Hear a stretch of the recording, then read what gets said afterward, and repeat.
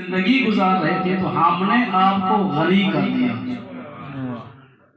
اور تاریخ کے مصادیق بتاتے ہیں کہ پروردگار عالم نے حضرت محمد مصطفیٰ کو غنی کرنے کے لیے، ان کو مال و دولت عطا کرنے کے لیے زمین کے چھپے ہوئے خزانوں کو نہیں کھولا کہ محمد یہاں سے سونا اٹھا لو، چاندی اٹھا لو، یہاں سے جواہر اٹھا لو، ان کو بیچو، اپنے فقر کو ختم کر کے غنی بن جاؤ، بلکہ پروردگار عالم نے اس وقت خطہ عرب میں موجود ملکۃ العرب حضرت خدیجہ کے مال کو حضرت محمد مصطفیٰ کی ملکیت میں دے کر کہا وَوَجَدَكَ عَائِلًا فَأَغْنَىٰ، محمد ہم نے تجھے مال خدیجہ سے غنی کر دیا ہے۔